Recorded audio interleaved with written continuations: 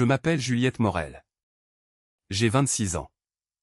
Le jour de Noël, à 6h31 du matin, ma mère a arraché ma chaussette de Noël de la cheminée, l'a jetée dans les flammes. Et m'a regardé la voir brûler. Puis elle a déclaré, « Tu as gâché tous les Noël depuis le jour de ta naissance. On n'a jamais voulu de toi ici. » Mon père a poussé un sac poubelle contenant mes vêtements contre ma poitrine avec une telle violence que j'ai heurté le mur. « Fais tes bagages et dégage. » Ma sœur filmait toute la scène depuis l'escalier en riant. Bonne chance dehors, là. Raté. Personne ici ne te regrettera. Je n'ai pas pleuré. J'ai ramassé une petite boîte en cèdre que mon grand-père m'avait offerte 9 ans plus tôt, je suis sorti dans la neige et j'ai conduit directement jusqu'à la banque, Crédit du Nord. Le directeur de l'agence a fermé la porte derrière nous, m'a fait asseoir et m'a dit, « Mademoiselle Morel, ce que je vais vous montrer va changer tout ce que votre famille vous a fait subir ce matin. Avant de vous expliquer ce qu'il a patiemment construit pendant 9 ans, laissez-moi revenir au tout début. Je m'étais réveillé ce matin-là avec l'odeur du café à la cannelle, cette odeur que ma mère ne préparait que pour Noël. Depuis que nous avions emménagé dans la maison de mon grand-père quand j'avais 14 ans, sous le plancher de ma chambre, j'entendais trop de pas pour cette heure matinale. Quelque chose traînait sur le sol. Une valise était déjà posée dans ma chambre. Ma mère a frappé doucement, avec cette voix qu'elle prenait quand elle ne voulait pas que ma sœur m'entende. « Ma chérie, lève-toi. Il faut qu'on parle. » Je connaissais déjà ce ton. Je l'avais entendu à travers la cloison la veille au soir, quand elle disait à mon père de faire vite. J'ai ouvert la porte. Elle était déjà là, fourrant mes vêtements dans un sac poubelle sans rien plier. Le vieux pull de ma grand-mère a fini au même endroit que mes chaussettes. Mon père se tenait derrière elle. Il ne m'avait pas regardé dans les yeux depuis 2 ans, et ce n'était pas aujourd'hui que ça allait changer. Il a pris le sac et l'a poussé contre ma poitrine.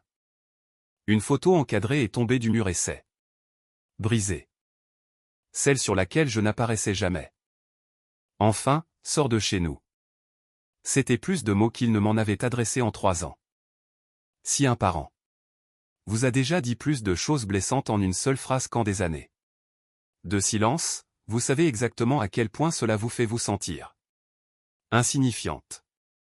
Ma mère m'a traîné vers l'escalier, devant le sapin scintillant. Avec les mêmes guirlandes que mon grand-père utilisait depuis les années 70. Elle a marché jusqu'à la cheminée, a arraché ma chaussette, celle sur laquelle ma grand-mère défunte avait brodé mon nom, et l'a jetée au feu. Elle a pris instantanément. Elle s'est tournée vers moi, calme comme un bulletin météo. Tu as gâché chaque Noël depuis ta naissance. On n'a jamais voulu de toi. Ma première pensée n'a pas été l'incrédulité. C'était, évidemment. Elle le sous-entendait depuis 26 ans. Elle avait enfin trouvé son public. Ma sœur Camille descendait les marches en filmant, le téléphone orienté vers son propre visage. C'est réel, c'est en train d'arriver, disait-elle sans jamais me regarder. Alors que mon père déverrouillait la porte d'entrée, elle a tourné la caméra juste assez pour capturer mon image, bonne chance pour recommencer à 0, la rater. J'étais en chaussettes, sans chaussures. J'ai ramassé la boîte en cèdre sur la marche du bas, là où je l'avais discrètement posée la veille, et je suis sorti dans la neige, refermant la porte doucement derrière moi, comme mon grand-père m'avait appris à fermer les portes des placards quand j'avais 8 ans. Sans un bruit. Il prenait toujours mon silence pour un manque de repartie, mais il m'avait appris que c'était le premier véritable outil que je possédais. Il s'appelait Walter Finch. Né en 1945, ébéniste pendant plus de 40 ans dans un atelier d'une pièce dans une petite ville de province. Ça sentait là. Sûr et le café brûlé. Il portait un tablier en cuir avec une marque de brûlure qu'il refusait de réparer, disant que cela prouvait que le tablier fonctionnait toujours. Quand j'avais 8 ans, ma mère a commencé à me déposer à son atelier la plupart des après-midi pendant que ma jeune sœur était au activité périscolaire. Il m'enlevait mon sac à dos et disait, on a du travail. Toujours à moi, jamais à elle. Ponce dans le sens du bois, ma grande, me disait-il. Les gens sont pareils. J'ai poncé du pain pendant 10 ans. L'été où ma grand-mère est morte, nous avons emménagé chez lui. J'avais 14 ans. La première nuit, j'ai entendu ma mère dans le couloir dire à mon père. Tiens bon. Il est vieux, peut-être encore 5 ans. Mon grand-père l'avait entendu aussi. Debout dans le couloir avec un verre d'eau, il n'a rien dit. Il s'est juste écarté pour me laisser passer. Le lendemain matin, il m'a demandé de venir à l'atelier chaque dimanche. Je n'en ai jamais manqué un jusqu'à la semaine précédant sa mort, 2 ans plus tard. Ma mère m'avait giflé lors d'un barbecue de famille devant 15 invités à cause d'un bracelet que je n'avais jamais touché. Ma sœur a ri. Mon père a étudié ses chaussures. Mon grand-père m'a emmené dans la cuisine, a posé lui-même une compresse froide sur ma jouée. A dit doucement, ne pleure pas devant elle. Garde ça. Garde tout. Le lendemain, il m'a tendu une petite boîte en cèdre aux assemblages complexes. Avec une bordure en merisier sur laquelle était gravé, pour Juliette. Ne l'ouvre pas, a-t-il dit. Garde-la, n'importe quand, pour n'importe quelle raison, à n'importe quelle heure. Je l'ai gardée au fond de mon armoire. Pendant 9 ans sans jamais regarder à l'intérieur. Chaque réveillon de Noël, de mes 12 ans jusqu'à sa mort, il trouvait une raison de m'attirer à l'atelier. Et chaque jour de Noël, entre les cadeaux et le dîner, ma mère trouvait une nouvelle raison d'annoncer que j'avais gâché la fête. L'excuse changeait. La sentence, jamais. On lui a diagnostiqué un cancer du pancréas cet automne-là et il est mort en octobre à 79 ans. À son enterrement, ma mère pleurait plus fort que quiconque, la main pressée contre sa poitrine tout en jetant des coups d'œil à l'étagère où il gardait ses papiers importants. C'est le regard de ceux qui croient déjà détenir la clé. Il existe un calcul bien particulier que les familles comme la mienne pratiquent. De l'extérieur, cela ressemble à une éducation normale. Un enfant va dans une école privée, l'autre en université publique s'il peut payer lui-même. De l'intérieur, le calcul est simple, il y a un enfant pour lequel l'argent est investi, et un autre traité comme un coût à minimiser. Les frais de scolarité de ma sœur dans une école privée ont dépassé 150 000 € en 7 ans. Elle n'a jamais travaillé l'été. J'ai payé mes études avec 12 000 € de prêt. Si vous avez déjà vu un frère ou une sœur recevoir des opportunités pendant que vous n'aviez que des excuses, vous connaissez ce calcul. Ce que je ne savais pas, c'est qu'il y avait toujours eu de l'argent mis de côté pour moi. Il n'était tout simplement pas encore arrivé. Jusqu'à moi. En novembre, ma mère publiait quotidiennement sur une page appelée Vie bénie avec Diane. Des milliers d'abonnés admiraient sa foi et sa famille. Ce même mois, le petit ami de ma sœur, Colton, a emménagé dans l'ancien bureau de lecture de mon grand-père et l'a repeint en gris en 2 jours. Sans vouloir t'offenser, m'a-t-il dit, mais ton style ne correspond pas vraiment à la marque que nous construisons. Je n'ai rien dit. La veille de ce dernier Noël, j'ai entendu mes parents dans la cuisine sombre.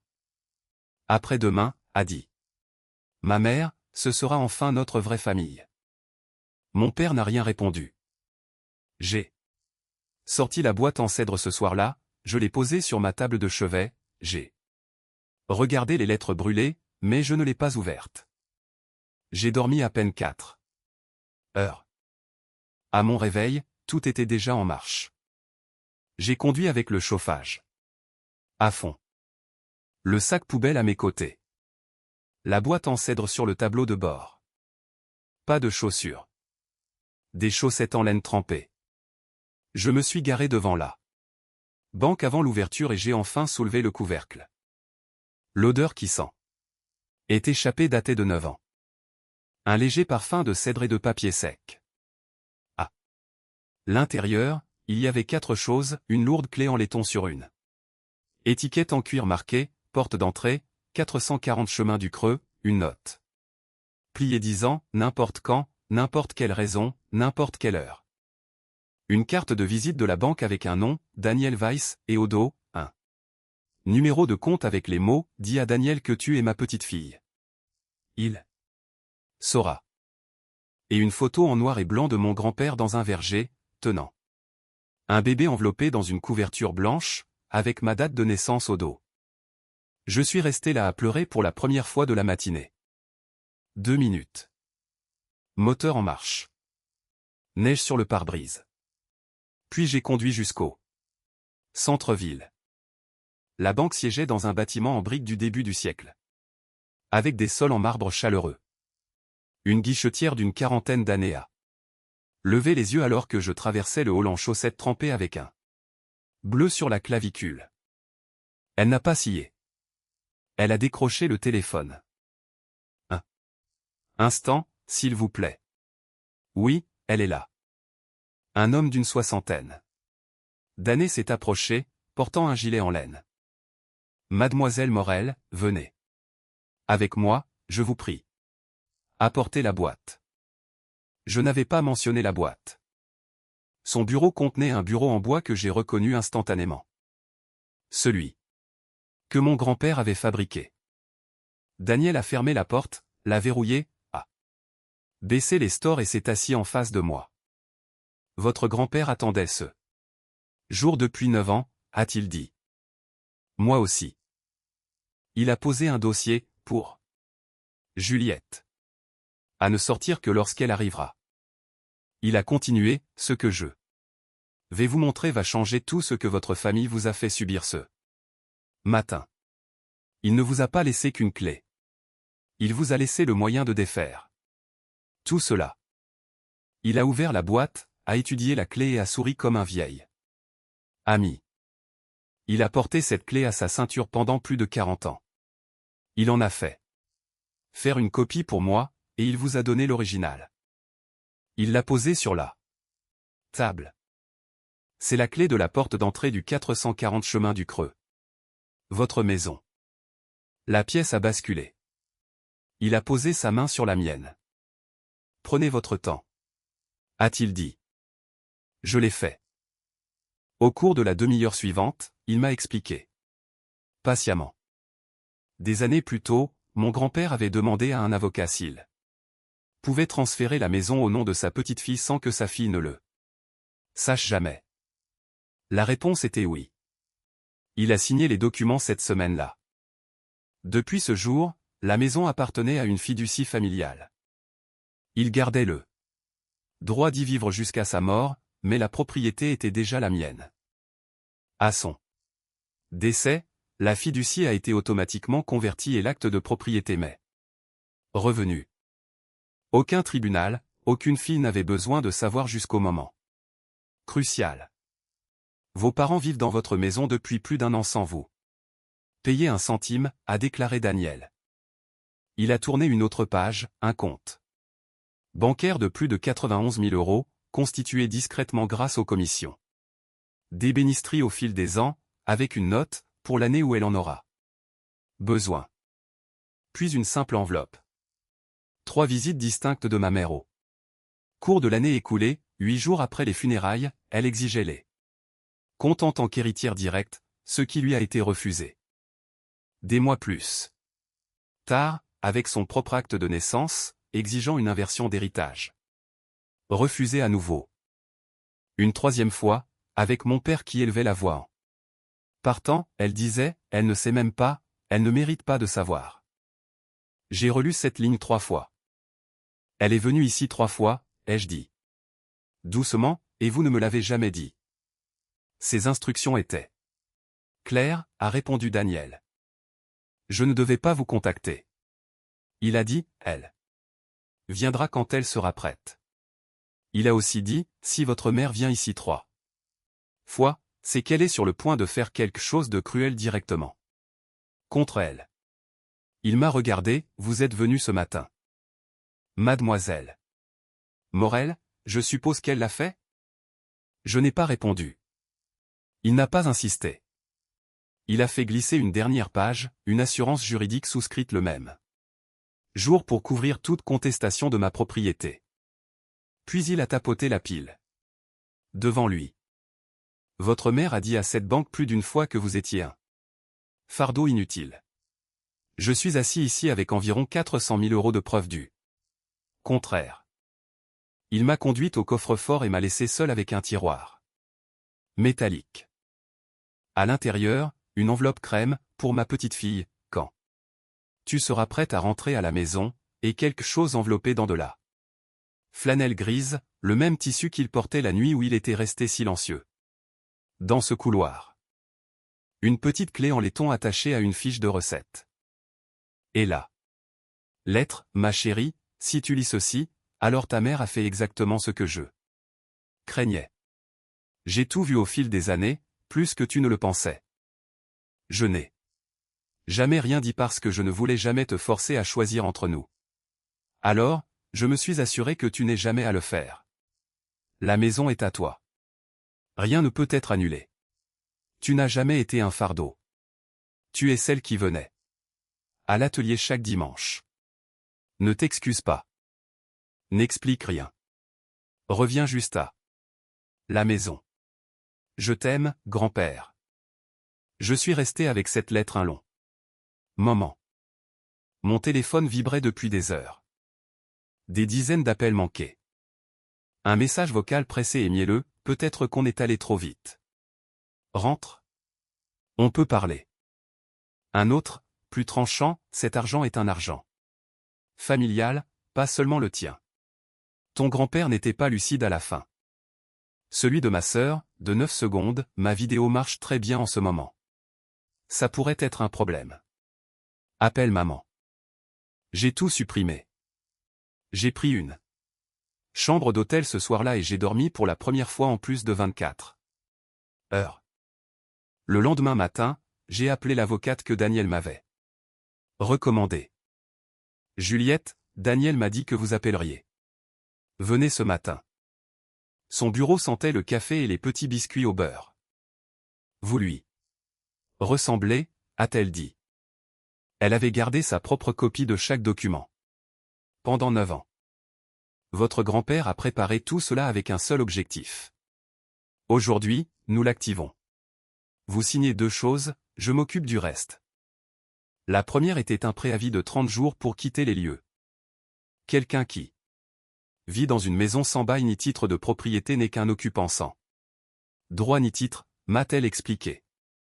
S'il refuse de partir après 30 jours, la procédure judiciaire ira très vite.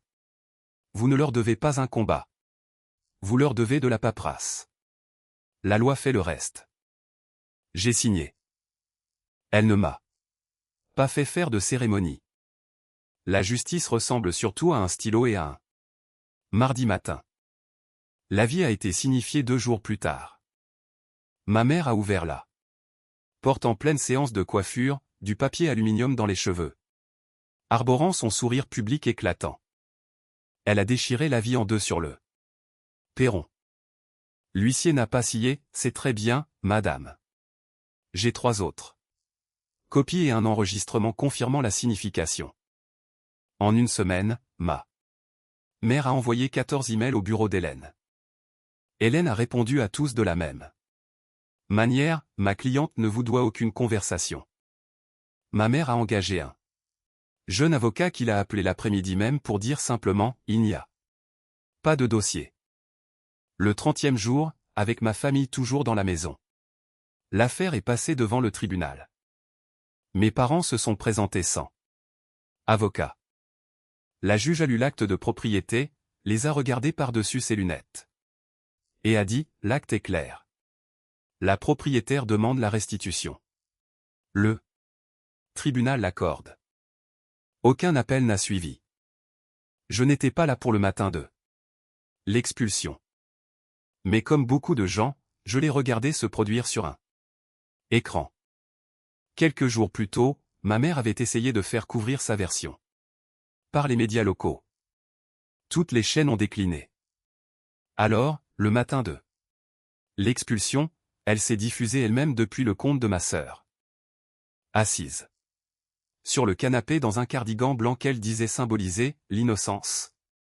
Elle pleurait avant même de commencer à parler. Ses 12 spectateurs sont devenus des milliers. Ma propre fille nous fait ça, a-t-elle crié entre deux sanglots. Les commentaires ont rapidement tourné. Tout le monde demandait à qui appartenait réellement la maison. Puis on a frappé à la porte. Ma mère s'est illuminée, certaine que c'était la presse, mais elle a ouvert à un officier de police tenant une ordonnance judiciaire. Madame Morel, cette propriété appartient à Juliette Morel. Vous avez 30 minutes. Des milliers de personnes. Regardez en direct. Ma sœur a fait tomber le trépied. Mon père, silencieux à la table de la cuisine toute la matinée, a dépassé tout le monde et s'est assis sur les marches du perron. Après une longue pause, doucement, assez fort pour que le téléphone l'enregistre clairement, il a dit, elle possède la maison. Elle l'a toujours possédée. Puis un peu plus fort, on n'aurait pas dû faire ce qu'on a fait. Ce clip a été repartagé et vu des millions de fois. Si vous êtes déjà demandé si quitter des personnes qui vous font du mal équivaut à abandonner, la réponse est non. Poser quelque chose de lourd n'est pas une reddition, c'est juste la gravité faisant enfin ce qu'elle a toujours été censée faire. Mes parents ont emménagé dans un petit appartement à près de 30 km.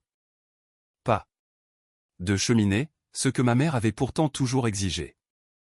J'ai appris plus tard où tout l'argent était passé, plus de 150 000 € dans l'école privée de ma sœur, des dizaines de milliers dans un salon de beauté que ma mère avait essayé.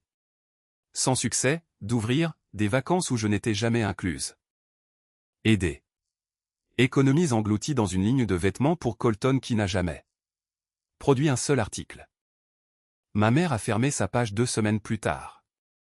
Ma sœur a perdu plusieurs contrats de partenariat. Colton a rompu avec elle par SMS. Moins d'une semaine après.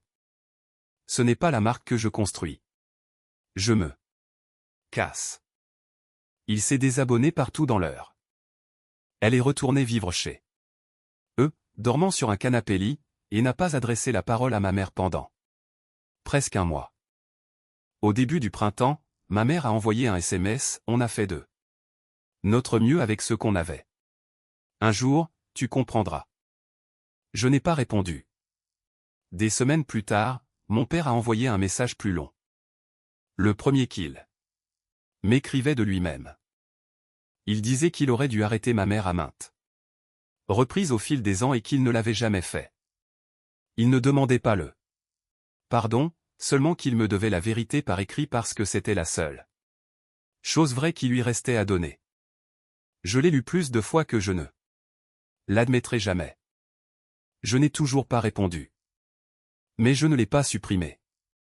Non plus. Des mois plus tard, j'ai emprunté le chemin de gravier menant à la maison de mon grand-père en tant que nouvelle propriétaire légale et incontestée. Un officier m'attendait sur le perron avec les nouvelles clés. Bienvenue chez vous, mademoiselle Morel. J'ai déverrouillé la porte avec la clé originale en laiton, celle qu'il portait à sa ceinture depuis plus de 40 ans, et je suis entré dans une maison vide et calme. La cheminée était froide et propre. Le sol qu'il avait posé des décennies plus tôt était toujours là. Sous tout le reste, je pouvais encore sentir le cèdre. J'ai posé la petite boîte en cèdre sur la cheminée, là où ma chaussette avait l'habitude d'être. Des semaines plus tard, j'ai trouvé une boîte au grenier étiquetée de son écriture. Juliette. À l'intérieur, une chaussette de Noël en laine douce avec mon nom. Brodée maladroitement en fil rouge. L'écriture de quelqu'un dont les mains tremblent, cousant seul le soir, sans rien dire à personne. À côté, il y avait 4 autres petites boîtes en cèdre, assemblée exactement comme la première. 4 de secours, juste au cas où la première porte ne suffirait jamais. Je me suis assise sur le sol du grenier et j'ai pleuré comme on pleure quand on a enfin plus peur d'être entendu. Il brodait mon nom sur de la laine chaque année. Depuis mon enfance, un étage en dessous d'une femme qui était occupée à broder. Une toute autre histoire sur moi dans la mémoire de notre famille. Il m'a construit un Noël qui n'a jamais dépendu de sa permission. Si vous avez déjà été la personne silencieuse dans une famille bruyante et injuste, écoutez ceci. Ceux qui vous aiment vraiment ne le disent pas toujours à voix haute. Parfois, ils signent des documents. Parfois, ils brodent votre nom sur de la laine à la main. Parfois, ils passent 9 ans à construire silencieusement une porte et la laissent exactement là où vous la trouverez le jour où vous aurez enfin besoin de la franchir. Je m'appelle Juliette Morel. J'ai 26 ans. Je vis dans la maison que mon grand-père a construite de ses propres mains et m'a discrètement léguée. Des années avant même que je sache que j'en aurais besoin. Il y a une cheminée. Il y a une chaussette sur le manteau avec mon nom en fil rouge. Et il y a une porte, celle qu'il a construite pour moi bien avant que je comprenne que je devrais un jour la franchir moi-même. Je l'ai refermée doucement derrière moi ce soir.